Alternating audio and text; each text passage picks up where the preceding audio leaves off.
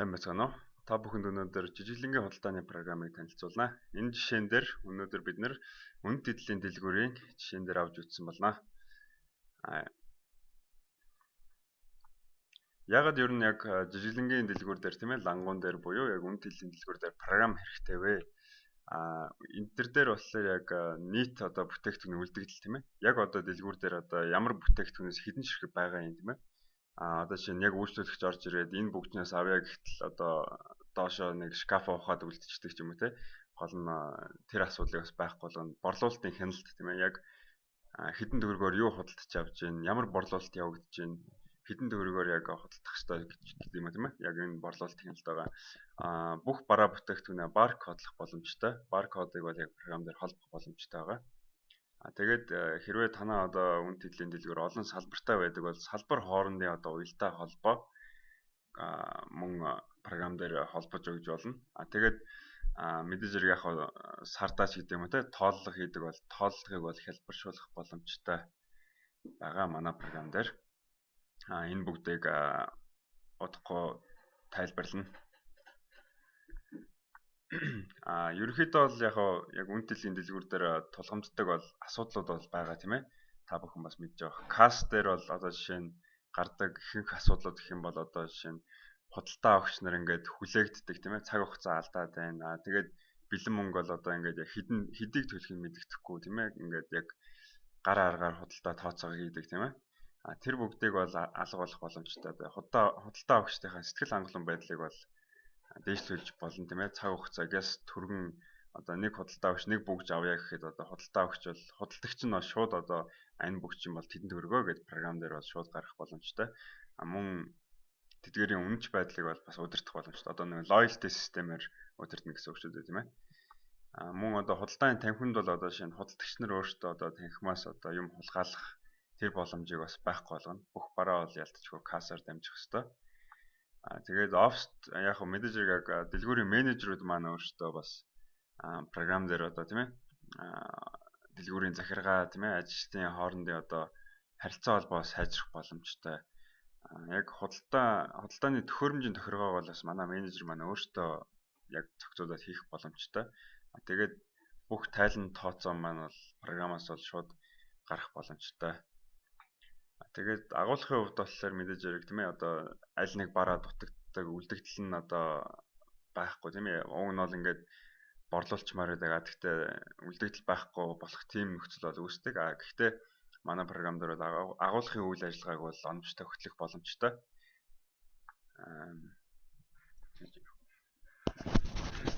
Сайн байна уу? Манай жижиглэнгийн худалдааны удирдлагын програмыг одоо ажил гүйцэтгэлийг үүснэгт нь манай энэ байна. Хийгдэх ажлын жагсаалт нь одоо эхнээс нь харилцагч одоо Excel файлаа бэлдэж өгөх, эхний үлдэгдлээ одоо оруулж тоо үнэ тэр бүх юмаа бэлдэж өгöd. Тэгээд дараа нь бид нэр тэрийг ачаална програмгаа. Түүний дараа бид нар сургалтаа явуулаад тэгээд яг үйл ажил нь явагдаад цааш үргэлжлэнэ. За манай програмны нүүр нь энэ байна. Жижиглэнгийн худалдааны удирдлага энэ манай програм маань дэд систем гэж одоо энэ дээдлийн зурагтай энэ систем болгон дотор ингэж энэ талдаа одоо нэг цэстэй. Цэс болгоно нь одоо ингээд өөр өөрсдийн функцтэй гэсэн үг. Одоо жишээлбэл норматив лавлгааны мэдээлэл гэдэг дэд систем дотор одоо манад ингээд бид нэр бүх ихний хөгжлөлтөд бид нар энийг ийшээ оруулж болно гэсэн үг. Байгууллагынхаа тайлбар, дэлгүүрийнхаа агуулгынхаа одоо касс дээр үүсгээд бид нар энэ шиг оруулж болно гэсэн үг. Тэгээд өөр энэс өөр бид нар бас бараа материалаа энд үсгэж өгнө. Одоо жишээлбэл манай янз янзын бараа үүсгэсэн байгаа. Энэ манай жишээ баазлахаар. За тэгээд бид нар үлдэгдлээ бид нар агуулгах гэдэг дэд систем дотор хянж болно. Агуулгах дотор бид нар дэд систем болон дээр ингэж тайлангуудтай. Тэгээд агуулгын тайланд бид нар ороод үзье. За тэгээд агуулгын үлдэгдэл гэдэг жишээлбэл ингэж нэг тайлан байгаа. Энд одоо янз бүрийн тайлангууд байгаа. Тэгээд агуулгын үлдэгдэл гэдэг тайлангийг үүсгэхээр бид нар одоо энэ дээр шүүгээд явчих болно.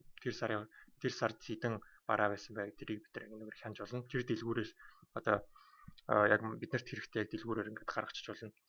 Эсвэл одоо ямар ч одоо шалгуур тэмшүүлдөрөө оруулахгүй бол манай одоо бүх мэдээлэлүүд бүгдээрээ бүх үлдэгдэл ийшээ ороод энд гараад ирнэ гэсэн үг. Та нар харж байгааз манай одоо дэлгүүр маань улсын их дэлгүүр гэдэг ийм дэлгүүр байна. дотроо ингээд манай бараанууд алтаар мөнгөөр тэгээд сувдаар хуваагддаг. Алт дотроо одоо бид нар бүгж зүйлгээд одоо нэг бараа өсгсөн байгаа. Тэдний одоо үлдэгдэл нэг юм гэсэн үг.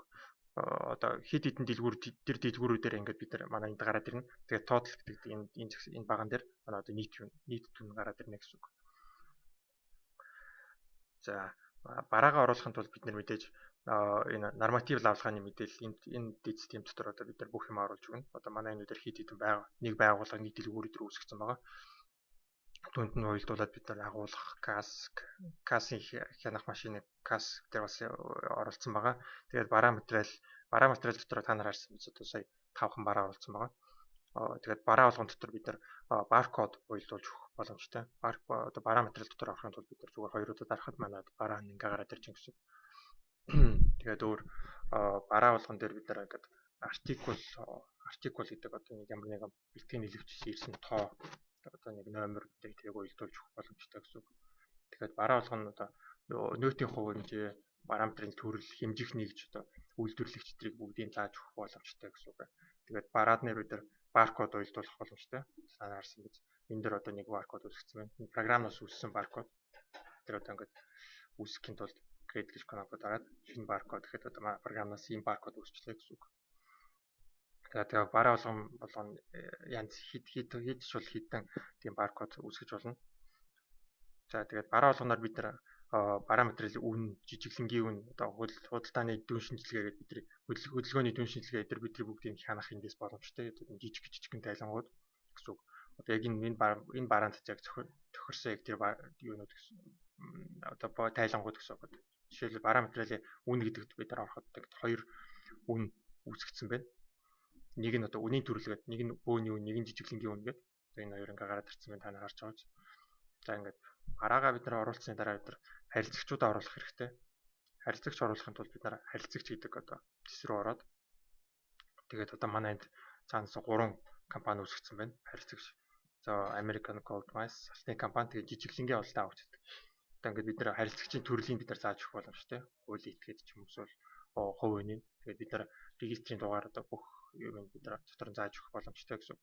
Жишээлбэл одоо энэ нэрийг оруулаад, бүтэн нэрийг оруулаад тэгээд регистрийн дугаарыг бол зааж өгөх боломжтой. Тэгээд ямар нэгэн хаяг ч юм уу, утас, факс одоо бүх холбогдох одоо тийм замуудыг бид нар зааж өгөх боломжтой. Тэгээд харилцагч болгоны одоо банкны данс дотор нь оруулах боломжтой. Уялдуулах гэсэн үг. За бараа материалын үүс тэгээд харилцагчдаа үүсгэхийн дараа бид нар одоо үнийн тогтоох боломжтой гэсэн. Үнийн тогтоохын тулд бид маркетинг дотор ороод маркетинг дотор одоо бүх үнэтэй холбоотой бүх юмнуудыг одоо ингээд маркетингтэй холбоотой юмнууд энд одоо ингээд зааж өгөх боломжтой. Жишээлбэл одоо маркетингийн тайлан гэдэг бид нар орд үзье. Тэгэхээр одоо манай үнийн жагсаалт гэдэг жишээлбэл манай price list маань энд гараад ирнэ. Тэгэхээр одоо манай бараанууд заасан үннүүд нь одоо энэ вэ гэсэн. За үнийн төрлөөр бид нар бас ингэж гаргаж болно. Үнийн төрлийг бид эндээ сонгож өгöd одоо жижиглэнгийн үн юм уу бөөний юм одоо бөөний үнийг бид нар гаргаж үзье. Тайлангийн огноо гэдэг нүгээр ингэж шүүцсэн байгаа. Тэгэхээр одоо бөөний үн маань энд гараад ирж байна гэсэн үг. Энэ талд артикултайгаа бараа болгоныхаа артикултайгаа. За тайлангуудыг нарчлаа. За бид нэр үнийн төрлийг үүсгэх боломжтой. Одоо үнийн төрөл гэж юу вэ гэхээр одоо нэг бараа хид хідэн төрлийн үнэтэй байж болно. Жишээлбэл жижиглэнгийн үн ч юм уу бөөний үн юм уу эсвэл авах нь гэдэг. Тэгээд үнийн заах тийм аргыг бид нар бас заах боломжтой гэсэн үг. Одоо жишээлбэл манай жижиглэнгийн үн гараар заах гэдэг бид нар аргыг заасан байна. Энэ одоо юу гэсэн үг вэ гэхээр бид нар одоо бараа болгон дээр бид нар үнийг бид нар гараар механик аргаар бид нар зааж өгөх хэрэгтэй гэсэн үг. Жишээлбэл одоо энэ бөөний үн маань болохоор үнийн бусад төрлөөр тооцох гэдэг энэ дүрэн байгаа. Энэ одоо юу гэсэн үг вэ гэхээр бид нар одоо бөөний үнэ бөглөхгүй жижиглэнгийн үнэ бөглөөд өгчвөл манай бөөний үн маань автоматар тооцогдоод явчихна гэсэн үг. Одоо энэ манай жижиглэнгийн үндэ бид нар 0.9 үржүүлсэн байна. Тэгэхээр одоо 90% л гэсэн үг. Одоо 10% хөнгөлөлттэй бөөний үн гэсэн үг. За тэгэхээр одоо авах үн манаас гараар заах гэдэг бид заасан байна. За бараа материалын үнийг тогтоохын тулд бид нар одоо баримт үүсгэх хэрэгтэй. Энд одоо нэг баримт үүсгэсэн байна бид нар ороод үзье. Тэгэхээр одоо манай жижиглэнгийн үннүүд маань энд ингээ заагдсан байна. Тэгэхээр бөөний үн маань автоматар энд ингээ тооцогдож явчихна гэсэн үг. шинэ үн оруулахын тулд бид нэр шинэ баримт үүсгэж өгнө. Баруун материалын жагсаалтын үн гэдэг баримт үүсгээд тэгээд одоо ямар үнийг бид нар зааж өгөх хэрэгтэй вэ гэдэг эндээс яаж өгнө. Одоо энэ ингээд үн заах арга нь энд гараад ирсэн байна. Гараар заах гэдэг нь бид нар одоо ингээд бүгдээрээ бүх юм гараараа одоо ингээд зааж өгнө гэсэн үг. Үнийн бусад төрлөөр тооцох гэдэг нь одоо автоматар энэ жижиглэнгийн үнээс ингээд жижиглэнгийн эндээс ингээд үнийг нөлөөлөх төрлүүд гэдэг энд гараад ирсэн байна. Эндээс одоо ингээд автоматар тооцогдож явна гэсэн. Тэр эндээс чагсаад цаашаа ороод тэгээд энд ингээд бараануудаа оруулаад явчих болно гэсэн үг. Жишээлбэл одоо бид нар зүгээр энд ингээд бараагаа зүгээр бичээд явхад л манай бүх бараанууд маань ингээд гараад ирж байна. Одоо бөгшнүүд маань ингээд гараад ирж байна. Эсвэл зүйлтнүүд маань одоо энэ ингээд гараад ирж байна гэсэн үг. Тэр зүгээр ингээд артаа ингээд програмнаас гарсан кодуудтай. Тэгээд энэ артиклуудтай бүх бараанууд маань ингээд гараад ирж байна гэсэн үг. Тэгэхээр бид нар пост хийсэн дараа манай одоо энэ баримт маань хүчинтэй болно гэсэн үг. За өдөр энэ баримтыг зүгээр хаач. Тэгэхээр одоо манай нэг баримт үүсгэсэн байгаа. Энэ дотор орохоор одоо баталгаажуулсан гэдэг пост хийсэн байна гэсэн үг энэ баримт маань. Тэгэхээр одоо энэ жагсаалтын дотор энэ одоо баримтуудын жагсаалтын дотор энэ нэгэд ногоон тэмдэгтэй ногоон чигтэлсэн байвал одоо энэ пост хийгдсэн байна гэсэн үг. Тэгэхээр одоо нэг дахиж пост хийх юм бол баталгаажсан баримт гэсэн үг энэ. Зүгээр сейвлж болно. Зүгээр бид хадгалчих болно. Энэ дээр дарахад одоо манай баримт маань ингээд хадгалагдаа явчихна гэсэн. Нэг ч мөр оруулаагүй энэ алдаа гарч ичнэ монголоор. За тэгэхээр үнийг бид нар заагаад өгсөн. Одоо бид нар худалдаж авах борлуулах тэр хэсгүүдийн үзье. Одоо бараа борлуулахын тулд бараа худалдаж авахын тулд бид нар бараа материалын нөөц болон худалдаа авалт дотор ороод бараа хүлээн авах гэдэг зэс рүү орно. Тэгээ бэлтгэний илэрхийлэгчид гэхээр манай харилцагчид яг энд бас гараад ирсэн байна. Норматив залгааны мэдээлэл дотор байсан харилцагчид бас энэ дотор ингээд ороод ирсэн байна. Хүлээн авахтаа ороход манаас яг ийм жагсаалт гарч ирнэ. Энд нэгээд нэг баримт үүсгэх гээд ийм цонх гарч ирнэ. Одоо энэ бүх юм бүглөөд бид нар худалдаад авчлаа гэсэн үг. Бэлтгэний илэрхийлэгчийг оруулж өгөөд жишээлбэл энэ компаниас бид нар худалдаж авч байгаа гэсэн үг. Тэгэхээр одоо манай байгууллага маань энэ, манай агуулга маань энэ, манай дэлгүүр маань энэ гэсэн үг. Тэгэхээр одоо ямар бараа бид нар худалдаж авах вэ гэдгийг энэ дээр бид нар оруулж өгнө. За жишээлбэл бөгжөө бид нар бөгжөө худалдаад авчих тийм. Бөгж гэдэг энэ тоогийн зааж өгöd. Жишээлбэл 45 ширхэг аваад хідээр авсан бэ гэдгийг бид энд нас оруулж өгнө. Жишээлбэл 800 мянгаар авсан байна гэдэг. Энэ дэр ингээд заагаад өгчлээ. Тэгэхээр манай нөөтдөд үн ингээд тооцогдоод гараад ирнэ. Нэмэлт идэг цонхон дотор ороход бид нөөтийн тооцохгүй юу гэдэг ингээд нэмэлт талбарууд бас байгаа. Бид нар энийг бүгэлж болно. Төлбөрийн үе шатууд гэдэг энд хоосон байгаа. Тэгэхээр одоо бид нэр худалдаад авчлаа гэхэд бид нэр төлбөрөө яаж ханах вэ гэдэг тийм асуудал гарч байгаа. За жишээлбэл бид нар энийг ингээд худалдаад авчих гэсэн үг. Одоо энэ бараа маань одоо манай агуулгын үлдэгдэл дотор ороод ирсэн байгаа. Тэгээд энийг буцаад ороод хянчих болно. Агуулгын үлдэгдэл дотор. За ингээд 10 ширхэг бөгж маань 55 болчлоо. Бид нар одоо энийг яг энэ баримтаа бид нар энэ баримтаа явуулсны дараа манай одоо энэ тайлан дээр одоо өөрчлөлт гараад ирлээ гэсэн үг. Бид нар энэгээр байнгын хянаж авах боломжтой. За тэгээд төлбөрөө тооцохын тулд бид нар одоо ингээд баримт болгоно ингээд нэгнийгээ уялдуулчихвал одоо энэ баримттай бараа хүлээн авах тийм энэ баримттай бид нар одоо төлбөрийн нус уялдуулчих болно. Уялдуулахын тулд бид нар generate кнопоор дараад одоо ямар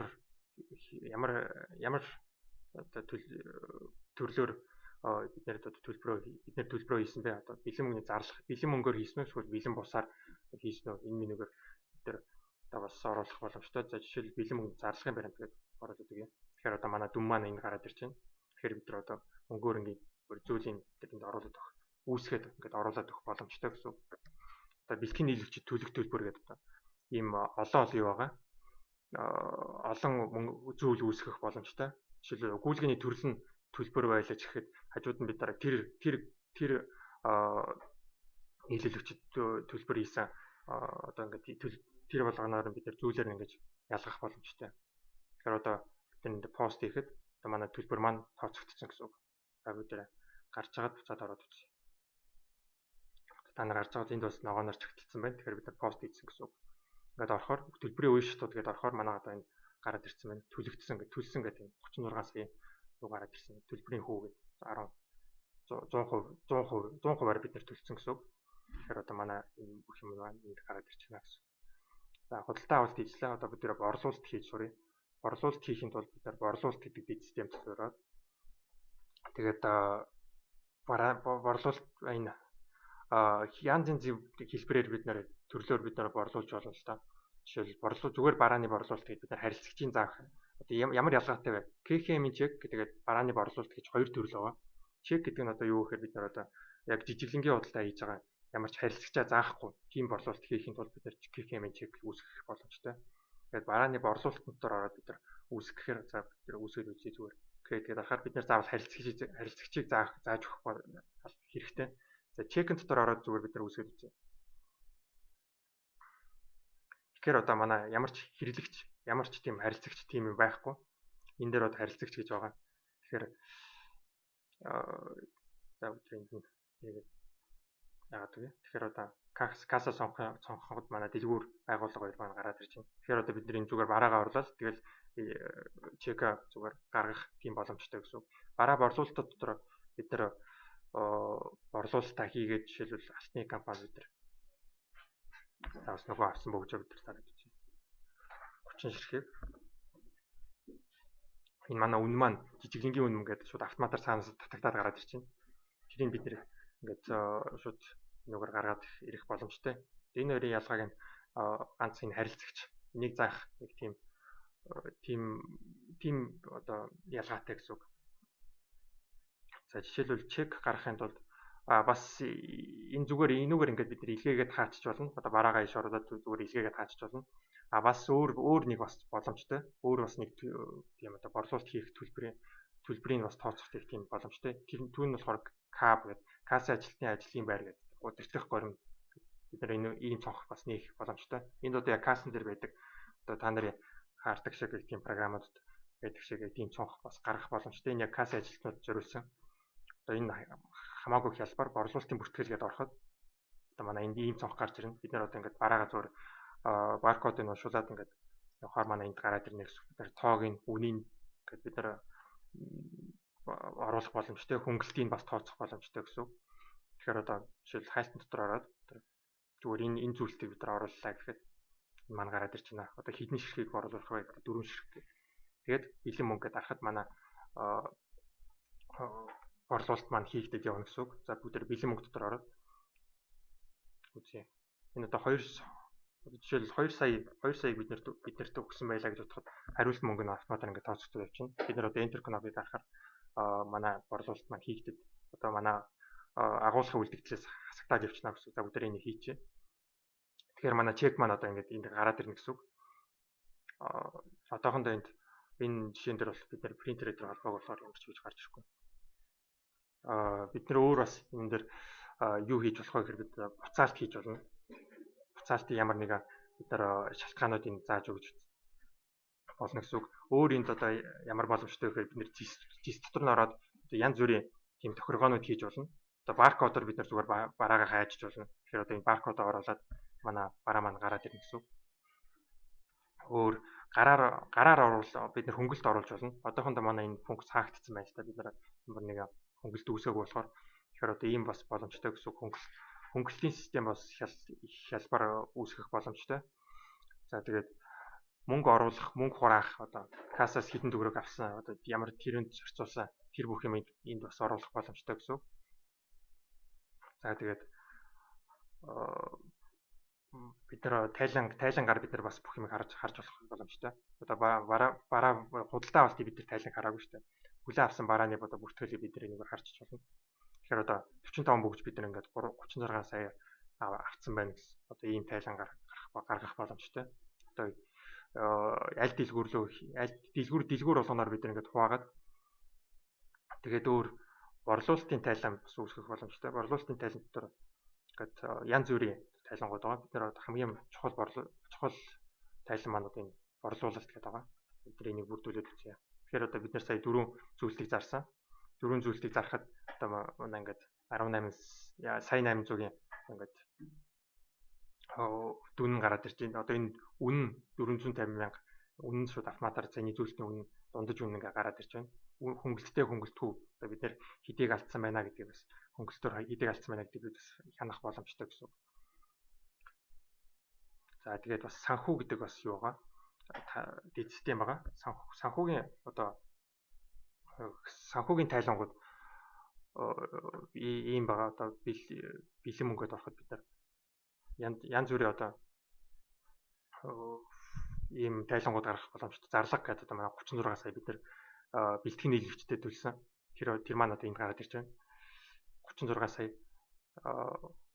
Тэгээд энэ бэлэн мөнгөний орлогын баримт, бэлэн мөнгөний зарлагын баримтууд одоо энд маань гараад ирж байна. Одоо бид нар зарлагын баримт тэгээд 36 саяын зарлагын баримт маань бид нар түрүү уялдуулж үүсгэсэн. Энэ маань энд гарч ирж байна. Бид нар ийш ороод ямар баримтаас үүссэн бэ гэдгийг ямар одоо худалдан авалтаас бид нар энэ төлбөрийг хийсэн байна гэдгийг бид эндээс хянах боломжтой.